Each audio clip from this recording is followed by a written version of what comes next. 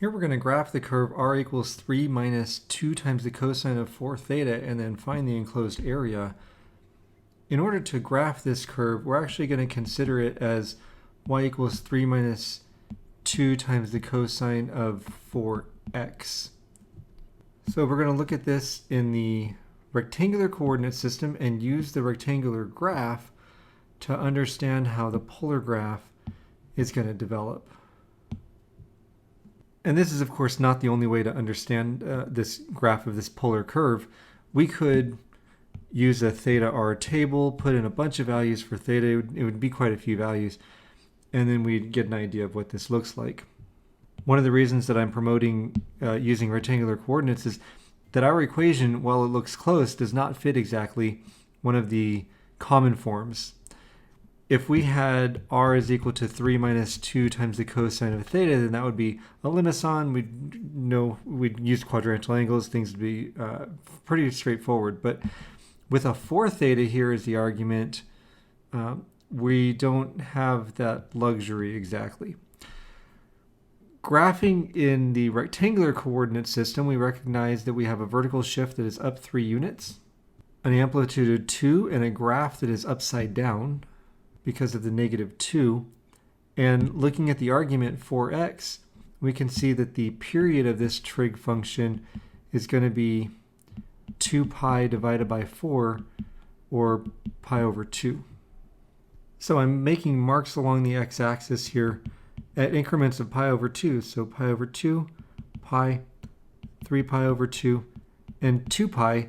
My interest is really in knowing what this is going to look like all the way from 0 to 2 pi. The reason for this, and I probably could have led with this, is that our graph is actually going to exist on the polar plane. And for the polar plane, we're looking at an interval of 0 all the way around to 2 pi.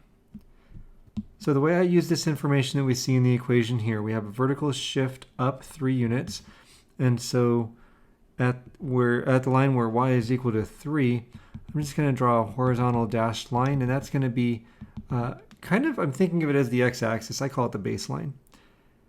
With an amplitude of 2, I'm going to put also horizontal dashed lines 2 units below 3, so at y equals 1, and 2 units above 3, and so at y equals 5.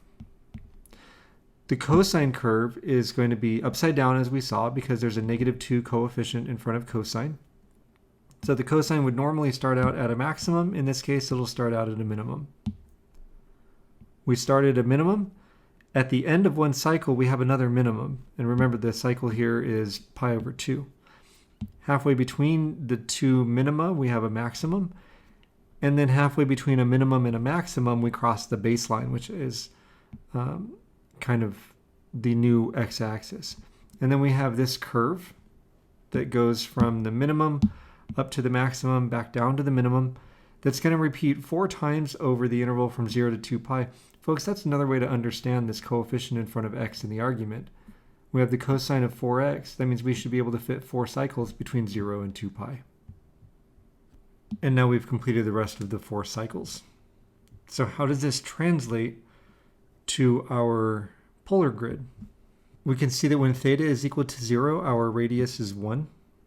So that puts a point here at the coordinates 1, 0, r theta, right? When theta is equal to pi over 2, or pi, or 3 pi over 2, we likewise have a radius of 1.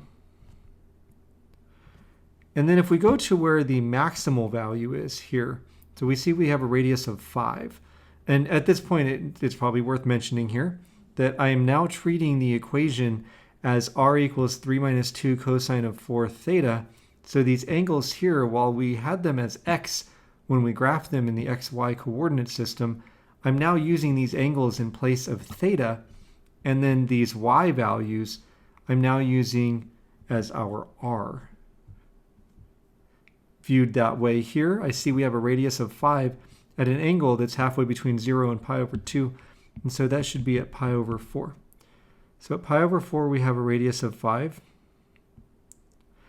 And then likewise, we're going to have a radius of 5 at 3 pi over 4, 5 pi over 4, and 7 pi over 4. Just as for the curve, when we start out at 0, we have a radius of 1. We grow out to a radius of 5 in a smooth way, and then we come all the way back down to a radius of 1.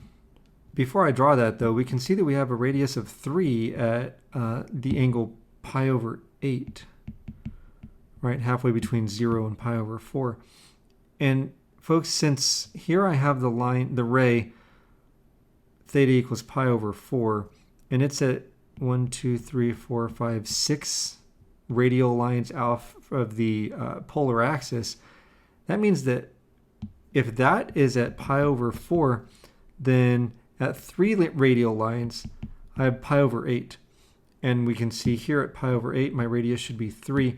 That's going to allow me to get just a little bit more detail, 1, 2, 3 there, in my graph. The next place where it crosses the line y equals 3 here for our curve should be at 3 pi over 8, or another 3 units away from pi over 4. So we end up right here on the circle of radius 3. Now we can see this starting to take shape, and we have kind of a leaf. And the pattern's going to repeat just like it does in the xy plane. I've now plotted all my known points where the radius is equal to 3. And now I'll try to draw a bunch of these kind of petals or leaves. I'm not really sure what to call them. But in such a way that it represents that our curve is actually curvy, right? Our petals don't have sharp points. They should be curves at their tips because the graph that we're looking at is curved. Now for the colors, the second little petal here, as we go counterclockwise, I have as blue. And then for our third peak here, that's our third petal, which I'm going to do in purple. And then finally, our fourth peak on our XY graph, I'm going to do in orange. And so there we go. So now we can see how a graph in the rectangular coordinate system translates to a graph in the polar coordinate system. Now that we have our graph, we can see that there is some symmetry, and so we can actually find the area by taking the area of one petal and quadrupling it. So our area, which has a formula of 1/2 times the integral from a to b of f of theta squared d theta, in this case is going to be 4 times 1/2 of the integral from 0 to pi over 2, that defines one petal here, of f of theta squared, and so 3 minus 2 times the cosine of 4 theta, the quantity squared, d theta. So our area becomes then 2 times the integral from 0 to pi over 2 of 9 minus 12 times the cosine of 4 theta plus 4 times the cosine squared of 4 theta d theta.